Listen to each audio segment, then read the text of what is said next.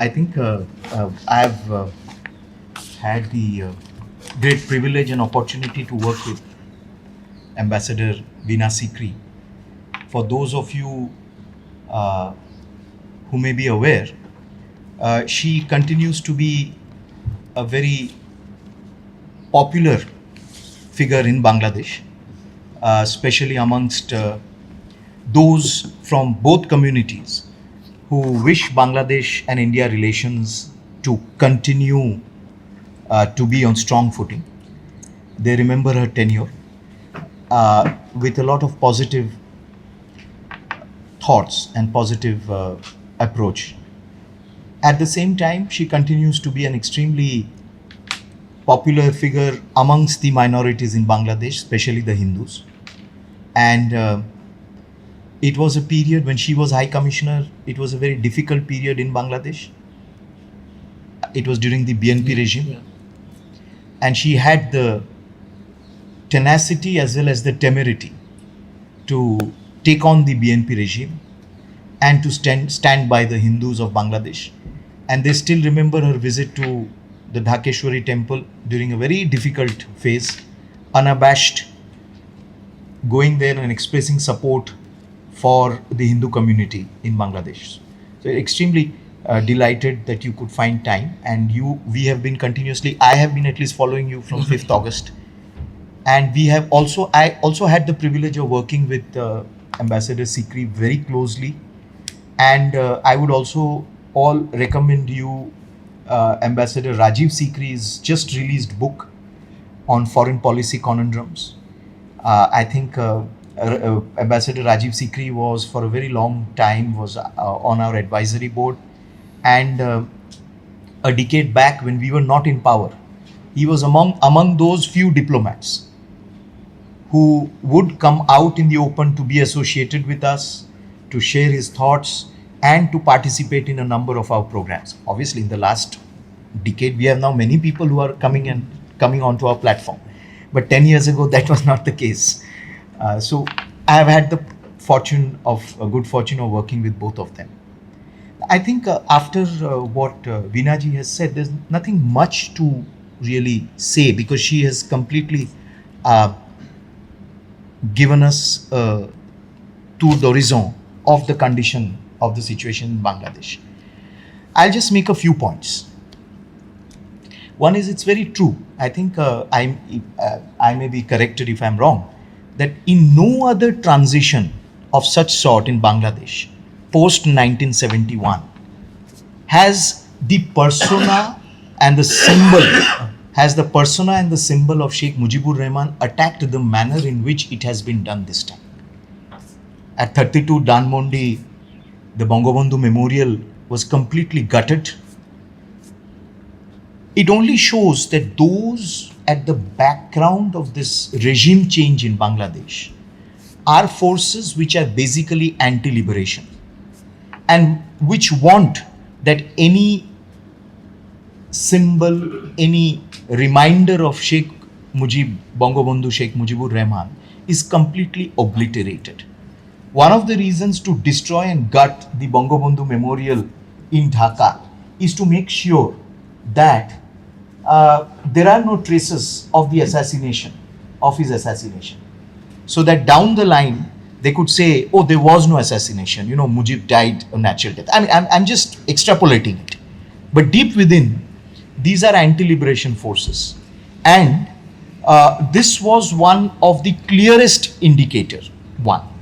Two, when the students' protest took place, you suddenly, when the protests were taking place, a very popular slogan was this: Bharat jader mamar badi, Bangla chhado taratari.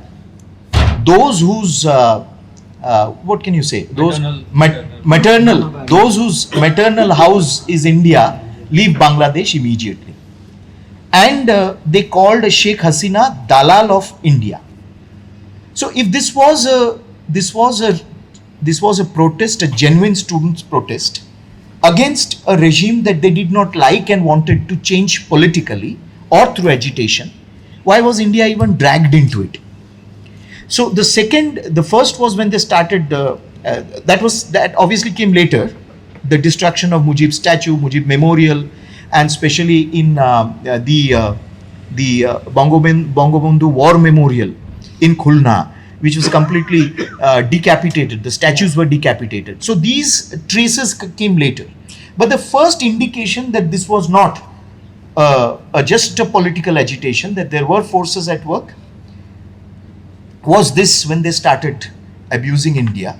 And unfortunately, or well, one should not be surprised, there were political parties in India who supported the students' agitation, namely the CPIML and the CPIM. They supported the students' agitation. So my question was, while supporting the students' agitation, do they endorse the slogans, the anti-India slogans that the students were using? There's no answer to that. Ambassador Sikri spoke about, she mentioned Hifazat-e-Islam. It is very clear that the forces that are in control today want an Islamic constitution. And if you recollect, there was this member, the defense member, the security Brigadier member, Shekhawat Hussain. Yeah. Brigadier Shekhawat Hussain, who was compelled to leave and move to the textile department, because he had very clearly publicly said that, look, those who protested during those days in Bangladesh couldn't have been ordinary protesters because they had sophisticated weapons. And he said, I went and checked the bullet marks. I saw these bullets. These were the weapons that must have been used. And overnight, he was shifted to the textile department. Now,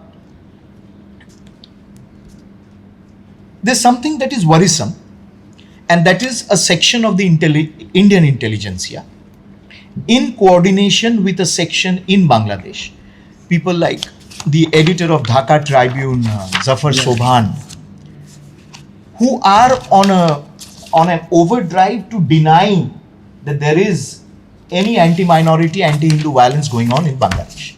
And that is something that we must call out and look out as well.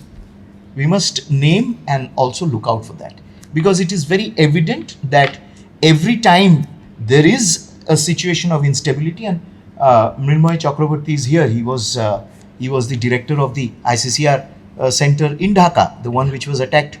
Never before was the ICCR center attacked and gutted and burnt in this manner. On that night itself, he sent me footages. Even before the Indian media picked it up, we had already sent across information and circulated it amongst those who are in the know of things. Now, my point is that it was very intriguing and very worrisome to see a senior columnist and a senior strategic expert writing in the Indian Express, an Indian senior strategic expert writing in the Indian Express, that these forces represent the anti-liberation forces, but India must have a dialogue with the anti-liberation forces. My question is, what does he mean by that? Because in the past, whenever anti-liberation forces have come to power in Bangladesh, the minorities have been at the receiving end. 2001 to 2005 was the worst period for minorities before this. There was a huge exodus during Khalida Zia's regime. And in that government, the principal coalition partner was the Jamaat. Motiur Rahman Nizami was the industry minister, and the Jamaat entered the coalition as a junior partner, and it emerged as the senior partner, that's the dominant partner. It was during that time, if you recollect, Jamaatul Mujahideen Bangladesh, then Jagrata Janata Muslim Bangladesh, JMJB, whose chief was a character called Bangla Bhai. He was a very peculiar character. And his slogan was that Bangla hobe Taliban, Amra hobo, Bangla hobe Afghanistan, Amra hobo Taliban. And you may recall that a large number of these mujahids had actually, after the post-Afghan war, had come over to Bangladesh, come back to Bangladesh.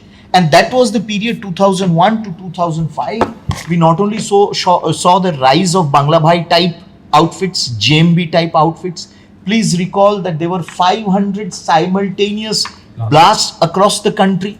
We saw the Chittagong Arms Hall case. So these anti-liberation forces do not give any confidence, at least those of us who have been watching Bangladesh for decades. They don't give any confidence in India. They don't generate any confidence in India and in Hindus that they will be able to take this relationship on an even keel and take it forward. I may be biased, but I'm absolutely sure about that. How do you explain the release of Jashimuddin Rahman, the chief of the Ansarul Bangla team, ABT? It was this Jashimuddin Rahmani whose sermons inspired the students of North-South University to go on a killing spree and kill the bloggers, starting with Rajiv Haider. And please remember, there were about 25 writers, professors who were killed at that time by this entire nexus of students and Islamists. A Rajshahi University professor was killed not because he would write, but because he was a professor of cultural studies, and culture is haram under Islam as per the ABT. So that same Jashimuddin Rahmani was released by Muhammad Yunus. I don't know even whether Yunus knows about who Jashimuddin Rahmani is. I mean, I've also appealed, Professor Amartya Sen should advise Yunus. He is absolutely silent. He doesn't, Professor Amartya Sen doesn't want a Hindu Rashtra in India. In any case, it's a secular constitution in India. He migrates to India, peregrinates to India in winters and say that, when the BJP got 240, he said the Hindu Rashtra agenda has been put on abeyance. But you don't hear him saying anything in support of the minorities in Bangladesh. Muhammad Yunus is a very good friend of his. I will not say Dr. Manmohan Singh should say, because he's not in a position to speak. But at least Professor Amartya Sen is in a position to speak. Last 1 month, it's going to be a month that the regime change took place in Bangladesh. Did you even hear a word from Professor Amartya Sen? Anyway, I'll not get into that in detail. The other is the lifting the ban on the Jamaat, saying that there was actually no ban. It was an interpretation of a ban on Jamaat. And the Jamaat is given a go-ahead because obviously you're preparing a ground of a regime in Bangladesh in which the Jamaat is not only the dominant partner, but the Jamaat is the controlling authority. And the Emir of Jamaat holds a press conference and says that, we want good relations, obviously neighbor, blah, blah, blah. He gives a lot of philosophical, ideological, nonsense stuff, which actually the Jamaat does not mean to adhere to, which is very evident. Because for the Jamaat, India is anathema and shall continue to remain, because it was India which supported the liberation war. And the Jamaat essentially, fundamentally continues to remain a political outfit which opposes and will continue to oppose the ideals and the scenario and the history of the liberation war of Bangladesh liberation war. So this is what actually sets me thinking that the situation is an evolving one, and it is an extremely serious one. Now, if you look at the ABT, Ansarul Bangla, and the Lashkar-e-Taiba's collaboration, in 2002, they established a base in Bengal.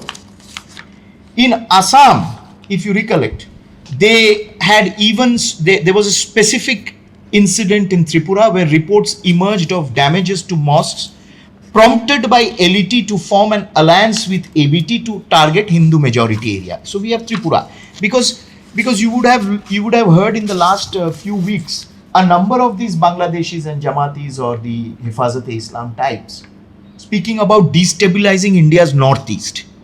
So obviously the ABT was very much entrenched in trying to infiltrate and destabilize India's northeast.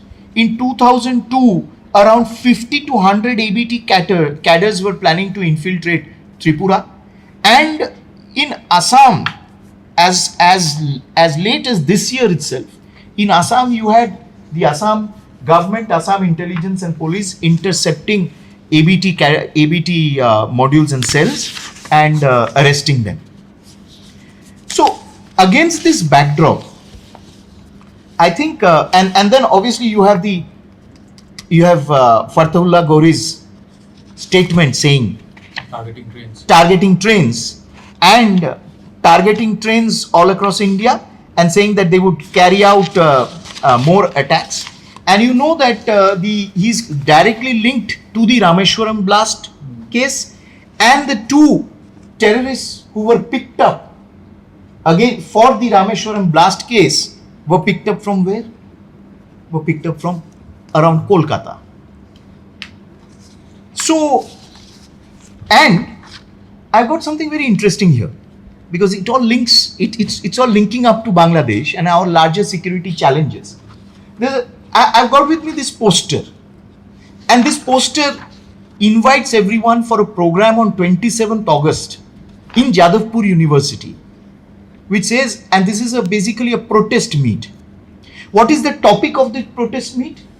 It is to protest against an aggressive and occupationist Delhi government, which is trying to control India's northeast and which is trying to control Bangladesh's water resources. And this is being organized in Jadavpur University, which is a university partially funded by the UGC and the state government. So friends, I just wanted to make these points. You know that against the wide canvas that Ambassador Veena Sikri has drawn, we have to understand that canvas against the security challenges that we are facing now.